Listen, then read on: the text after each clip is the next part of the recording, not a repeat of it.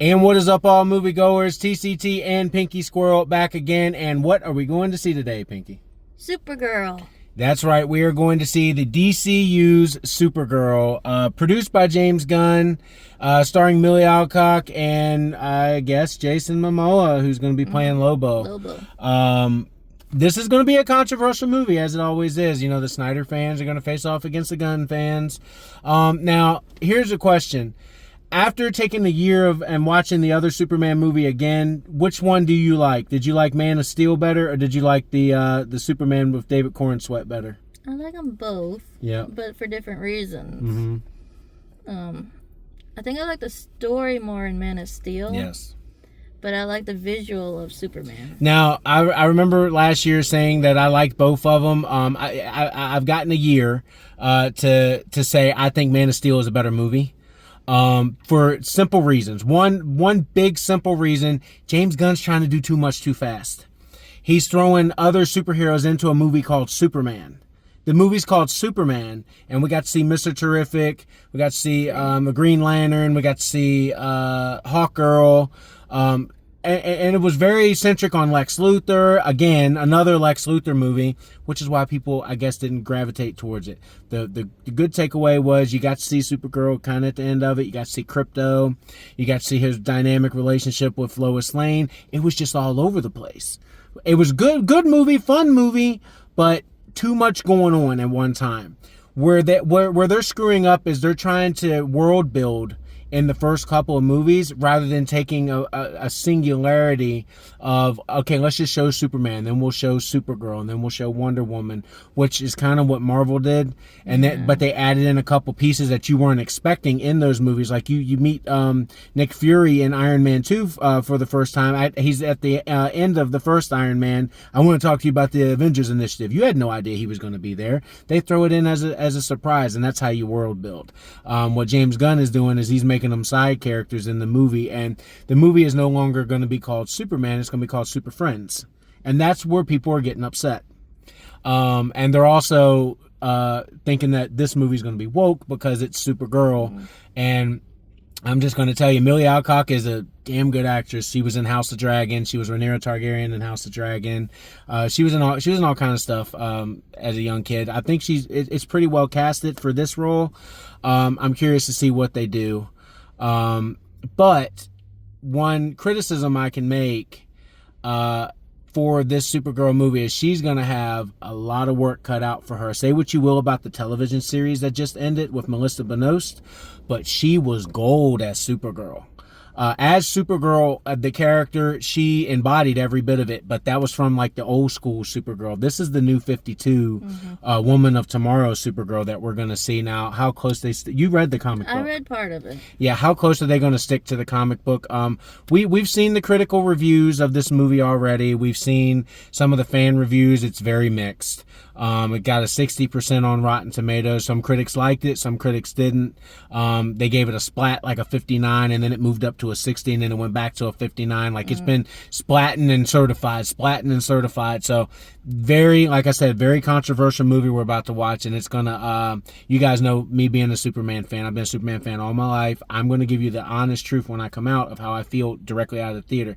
Doesn't necessarily mean that's how I'm gonna feel a year from now. Like I said, I really had a good time and had fun last year watching David Cornsweet's Superman, but after having a year to watch it mellow out, it's a fun movie. It's not Man of Steel. Man of Steel was a way better story. Even though it was kind of bland acting-wise in certain moments, it was action-packed, and it was a singularity story. You had one character, Superman, had one villain, General Zod. You had them clash. Done. The last movie, you had Lex Luthor. You had a giant thing come out of the sky. You had freaking kaiju. You had all kinds of stuff too much going on. That was the problem there. But we're gonna go inside and we're gonna see Supergirl. I'm curious to see how they do this. I know they cut about 20-30 minutes from this movie, which is telling me studio interference once again. It felt like that when I saw the runtime. I'm like, it should be 2.5 hours. It's the same as a 90s kid movie. The action in the trailer looks good. I'm hoping the action's good. Let's go inside and let's see what Supergirl has to offer. There is no home without you, buddy.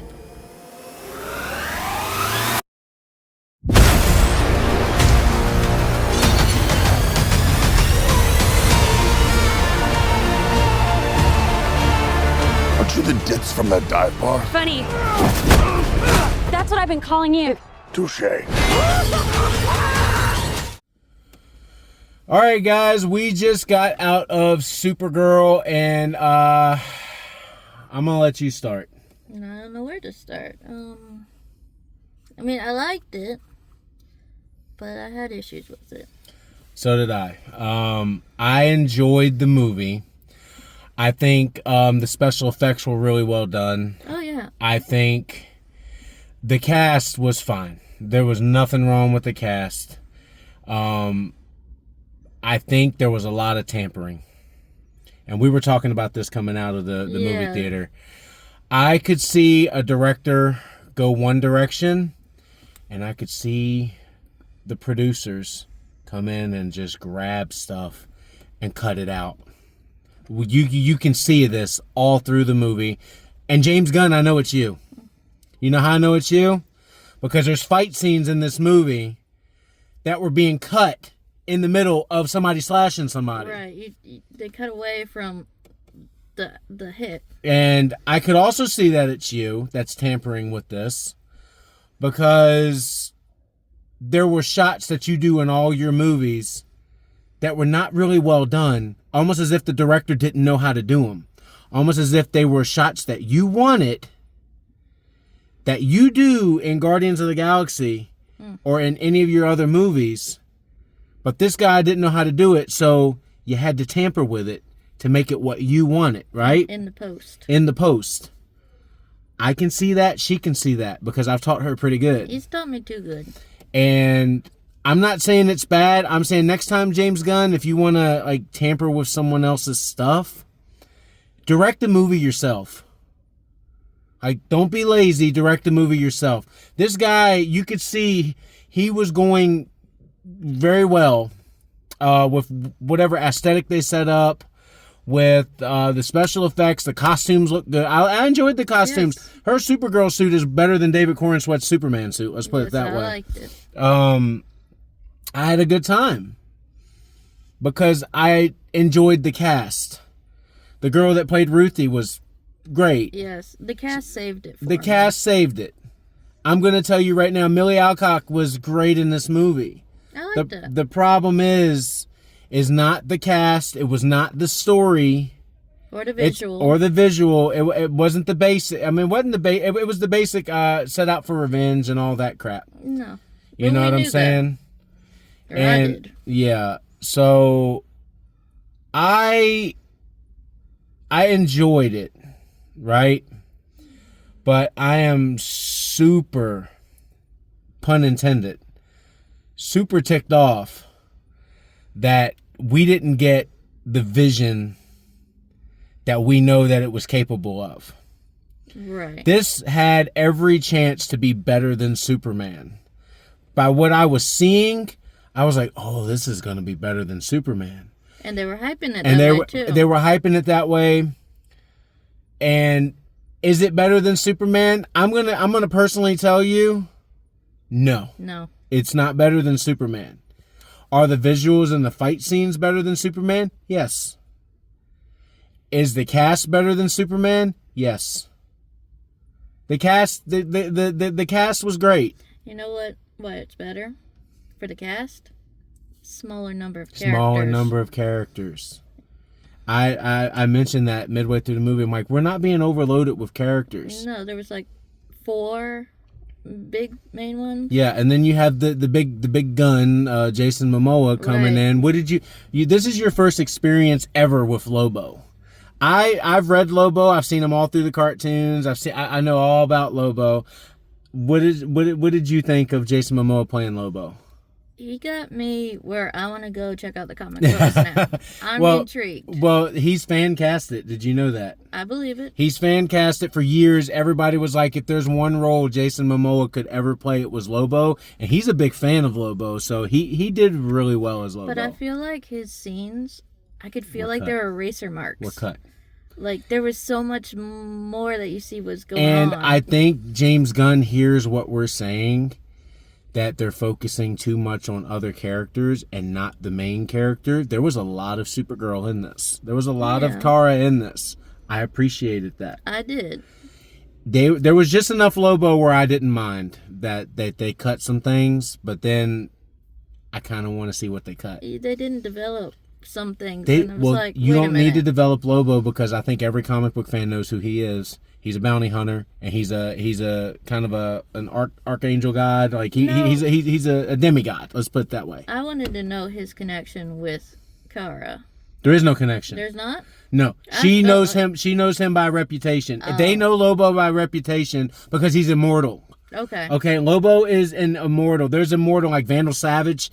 Vandal Savage in the DC comics is immortal. Okay, there's certain characters in DC because this is a God's comic book. It's not like Marvel where it's more humanized.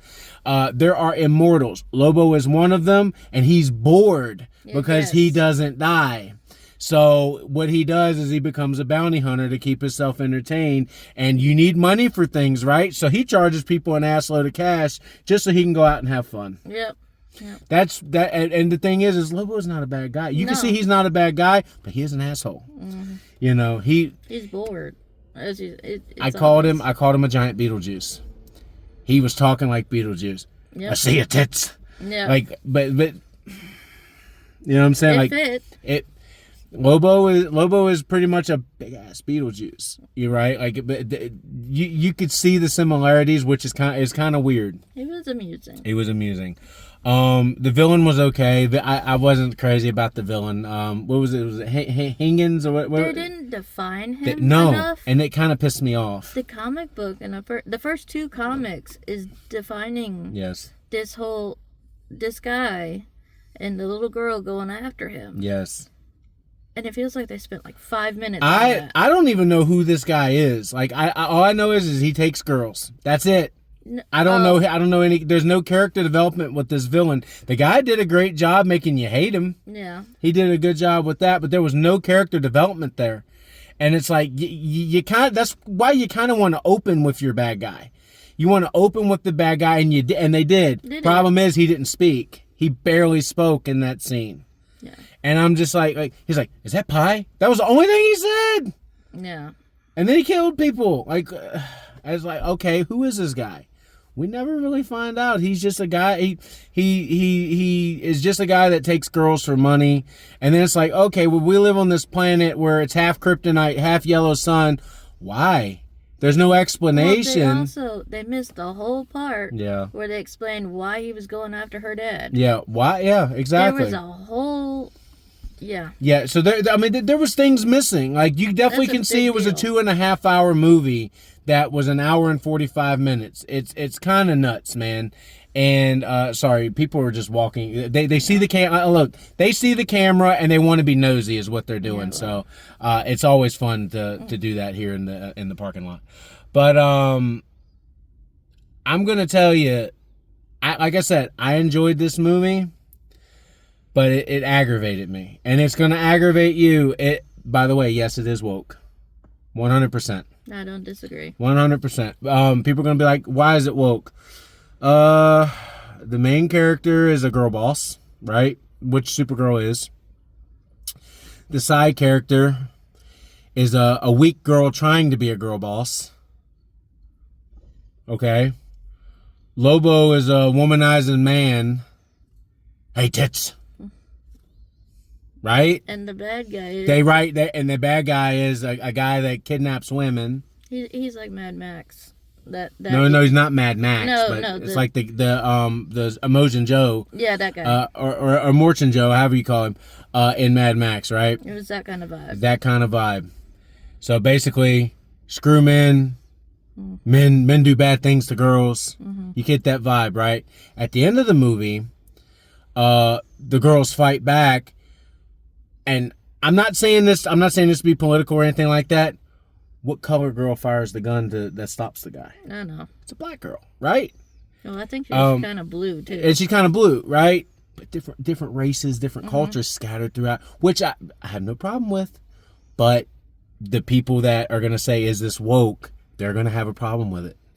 It is. It's very. It's a female movie.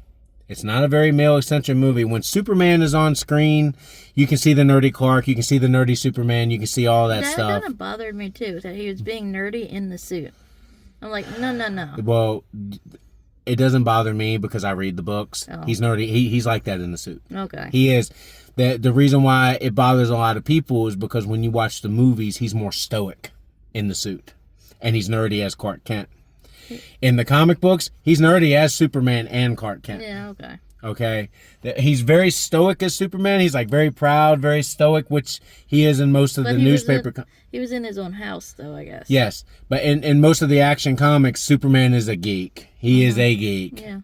And the fans have always thought of him as a geeky character because he's basically immortal. Which, one thing I appreciate in this movie, they showed her at her most vulnerable most times. Which, that's kind of what you got to do to make a Superman or Supergirl movie.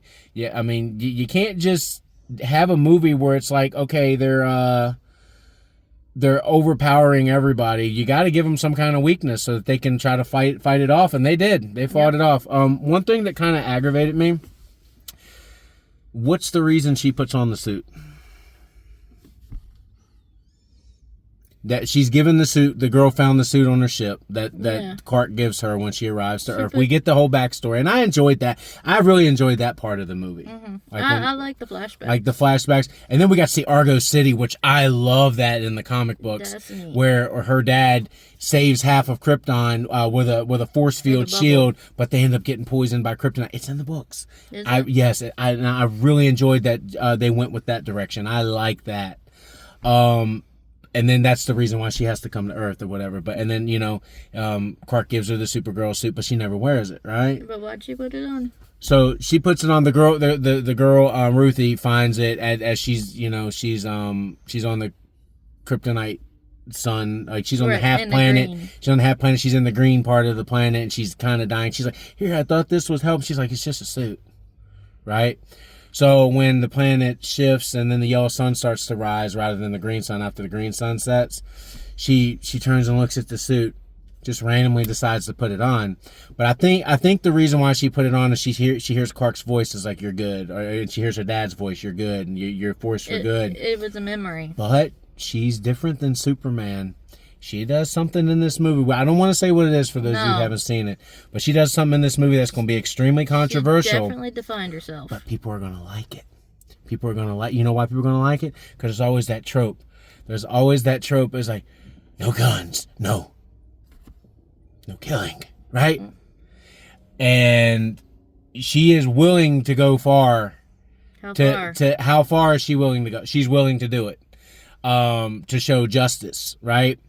That's how she's different than Superman, right? Now, I'm not going to say what she does, but she does something crazy at the end of the movie. But it kind of didn't fit in the movie the way it should have. And it didn't feel as powerful as it should have. No, because there was so much fast forwarding and piecemeal. There was a lot of fast forwarding. That bothered me because it wasn't. Yeah. The development wasn't there. Well, we watched the critical reviews. Now I try not to do that because I didn't. I didn't watch the reviews. I saw the Rotten Tomato score. That's all I saw. Yeah. And I try not to do that before I go see a movie because I don't want to sway my opinion. But when it comes to Superman, I always look at it just because I know how ripped apart he gets. So I want to see what the people I actually follow are saying. Like, okay, that way I know to look out for it so I can give you my opinion on it, right? Everything they said was true. I didn't read anything about certain things. It's just that I've been around you long enough. Yeah, so they basically say the movie's not bad. It goes from meh to okay, right? But there's a lot of cut problems, a lot of editing problems. Mm-hmm. No musical score, really. There was no repetitive theme. And we saw in the credits, they put John Williams' name in there. There was no John Williams in this. I think there was one phrase. Maybe. I don't know. I think there was one. I don't know. But it was faint. You can see I'm a little disappointed and frustrated because the cast acted their ass off. They did everything they were supposed to do, and the post-production failed them. The producers, the direct, they failed them. Too many hands in the pot. Too many hands were in the pot touching touching the movie. You could see that, like, guys, the simpler the better. Like, the less people involved in it, the better the movie's going to be, because there's one vision.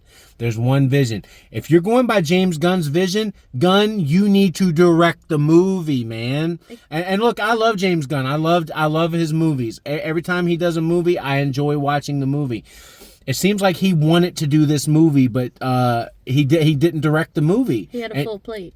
He had a full plate. Like, he's doing Superman Man of Tomorrow, so he can't do Supergirl, but yet he sticks his paws all over Supergirl. And you can definitely see he did that, which drives me crazy. Yeah. Yeah. But Milly Alcock was fantastic. I thought she did great. Like, she was great. Was she better than Melissa? She was different than Melissa. But they were similar. Like, I love her, the way she plays a rebel. Like yes. At the very beginning, like a drunk rebel. Like, dude, she's good at that. I will say, give her some like cop roles. Give us like some tough cop roles or something like that. Give her something to do. I kind of got a funny, like, Walker kind of vibe. Yeah, like a Walker Texas Ranger type vibe. Little bit. A little bit of a lone outlaw type vibe. Right. She would do good in a Western. That's what I like. Just like town to town. Town to town, like a. You know, like, have you ever seen Holes? You see Patricia Arquette playing Kissing Kate Barlow, going from town to town, like, stick 'em up. Yeah, She like that. she would be one of those. Yeah. I guarantee you. She's great, man. We knew she wasn't going to miss. The producers and the production failed them. I could blatantly You could see it. The post-production. Yeah. I've never done that before. And let me tell you this. She usually enjoys everything we go to see. She was poking me in the theaters like, they cut that. I could see it. I've never experienced that with her, except for this movie. And here's the thing. Do we hate the movie? No. No. Am I going to buy it when it comes out? Maybe. I think I will, because it's a Superman property. Sorry, guys, backing out here. It's a Superman property. I think I'm gonna get it because I enjoyed the cast and I enjoyed Lobo. Lobo was fun. Lobo, and I liked Krypto. Yeah. There's really not much more to say other than we're a little disappointed at the tampering. Yeah. And I think you're gonna probably hear that from a lot of YouTubers like us, that this movie was tampered with. You could just see too many hands in the pot. It wasn't the thrill I had last summer. No. Superman was better than this. And that's saying something, because it wasn't necessarily a full-blown Superman movie. It had other characters in there, which I said that was a problem. Now, they focused on Supergirl in this, which I appreciated, right? But that wasn't the problem today. The problem today was... there are too many hands. Like, cut that. Put that together. Okay, that looks good. No, it don't. It felt like an artist proof. Yeah. Felt like it got proofread. And they didn't do the final cut. Like we're still waiting for the final cut. Yeah. Right? Felt like Daredevil. Like the Ben Affleck version, right? You guys know the director's cut of Ben Affleck's Daredevil is 10 times better than the theatrical cut. Not a great movie either, but you could see there was something major missing. And it was like that in Superman last year, too. It was a lot of overload. But Superman, I was like... You were having a good time. I didn't feel quite that. No. Because I kept getting distracted by the cuts. Mm-hmm. Like, I would get into it, and there would be this cut, and it would completely distract me from the story. Yeah. And I've never had that. I hate feeling this way, because I enjoyed the movie. But... As a movie fan and a movie goer, movie critic, you guys are going to have problems with this. And I had my problems with this. We had our problems with this. Hollywood needs to listen. Stop messing with stuff in post-production. If you have an idea for a movie, keep it. This movie could have been 2.5 hours. People wouldn't have cared. No. Why it was an hour and 45 minutes? Why? That bothered me. Yeah. And it didn't feel like it was an hour and 45 minutes because the story was... Felt like a TV show. It felt like a TV show, which that's a problem if you're having people spend $18 to go into the movie theater. $18-$20, yeah. $18-$20 to go into the movie theater. And not to mention the concessions are probably dropping. You know, so people are not... And they're wondering why are these movies failing? Because for one, there's too many movies coming out right now. People are getting tired of watching the same old shtick, right? Which is woke. Also, they're tired of it. Yeah. There's not enough variety at the moment. There's no variety, you know? Like, we're going to go home and we're going to watch Avatar: The Last Airbender Season 2. I know it's not going to be better than the cartoon Season 2, but I might have a good time watching it, right? It was the same thing when we went to see Avatar. You could see the messing around James Cameron was doing, right? Even though it was a great movie, you can see it's not better than the first one. You know, so, I don't know, dude. People are going to ask, did you like Supergirl more than Man of Steel? Hell no. Man of Steel is still better than Superman and Supergirl, I would say, at this point. That had a bunch better story building. Yeah, it had a better story building, it had better action, but the cast was bland. Yeah. Henry Cavill wasn't bland, but the rest of the cast was bland. Yeah. You know, I wasn't crazy about Amy Adams as Lois, but she grew on me, which is why I like her now, because she grew on me. But when I first saw the movie, I wasn't crazy about her Lois Lane. I'm not crazy about the other girl's Lois Lane either from Superman last year. I'm not crazy about it. My favorite Lois Lane is Terry Hatcher. I don't care what anybody says. Terry Hatcher from Lois and Clark and the New Adventures of Superman is Lois Lane. Yes. Erica Durance from Smallville, that's Lois Lane. Okay, Margot Kidder is Lois Lane. You know, those are Lois Lanes. These ones have to earn it. You know what I'm saying? And they're having a hard time because they're being told different things. As a movie, okay, we're going to get into the ratings now because it's been going on too long. What would you rate Supergirl out of 10? I'm going to give it a 5. You're going to give it a 5? I hate doing it, man. I'm giving it a 5. We're both going to give it a 5. It's a 50%. Yeah, Rotten Tomatoes, you guys are right on this one. It was too obviously cut, and it took away from the enjoyment. But the problem is I hate that I like it. I liked it. I really enjoyed the movie because the final fight was fun to watch. They did some crazy stuff in that. It feels like they shot that first, probably. It feels like that was your trailer being shot, and then they started messing around. Yeah. And I was like, oh, this movie had such potential to have stuff. And James Gunn, you got to stop doing slow-mo music shots in the middle of your fights, man. We want to see, like, I don't know what it is. James Gunn will do a fight scene over here, but he'll have the camera like on a person, and then the fight scene will be going on in the background. Yeah. We don't want that. We don't want to see what this person's thinking. We want to watch the fight. Right. Right? Yeah. You know, and you can see that's a James Gunn style. That wasn't this director doing this. I'm not going to blame the director for that. I'm going to blame James Gunn because that's what he did in Superman. Yeah. You got anything else to add? No. I like Krypto. Yeah, Krypto was cute. good. Krypto was good. It still wasn't in the movie a whole lot. No. But he was the focal point of the movie. Like, he was the focus. I say, look, as the sun's starting to go down now. It's sad. It's turned really sad because we're disappointed. Like, we're very disappointed with this release. But I'm gonna tell you right now, I give the cast all the praise in the world. They earned my respect in this movie.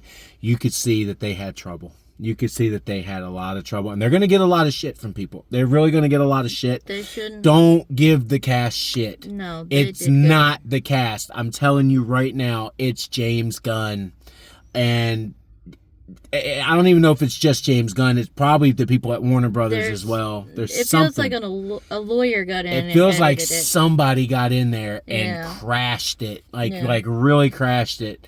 And it's a problem because Clayface is coming out soon. And here comes Avengers Doomsday, which we know is going to break the box office. It's going to bust the box office. So DC's going to have trouble. And because they're having this type of trouble, I can only imagine what Matt Reeves' Batman Part 2 is going to have next year. It feels like there's going to be a ripple. Because here's the thing. I love the Batman.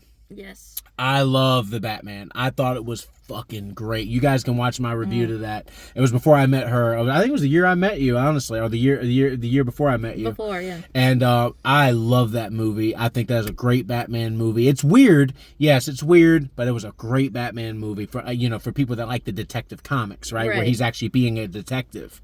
The people that like the Dark Knight is like, oh, I like that dark brooding and stuff. I like that too, but I'm also a fan of just all Batman, right? So I gave it its respect. Even though people are like, it's boring, I was like, it's a spectacle. It was more of a spectacle than it was a movie, which is why I enjoyed it. Yep.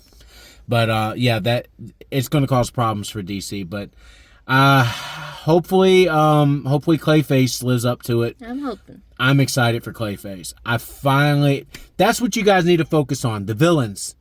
Yeah. Give the villains movies and put the superheroes in the villain movies. So that way we don't know who's in this villain movie. Like, oh, Superman's in the Clayface movie with Batman. There's Batman. There you go. Like just slowly put the heroes in the villain movie. That neat. Might be the way DC needs to go. You know, Swamp Thing movie. Who can they put in Swamp Thing? I don't know. It would be cool, man. Like make a Joker movie or something, which they already did, or but they didn't put like Batman or whatever. They put a small Bruce Wayne. But like I said, we enjoyed that part because Bruce Wayne was in the movie. They could make all kinds of possibilities and all kinds of movies. But guys, that's going to do it for this video. We hope you all enjoyed it. Supergirl, go see it. Decide for yourselves. It's not a horrible movie, but we really were disappointed. All right. Hope you all enjoyed the video, and don't forget to hit that like and subscribe button. As always, it's TCT and Pinky Squirrel signing off. Sorry it got so dark so quick, but we're going to get out of here, and we will see you again on the next movie review.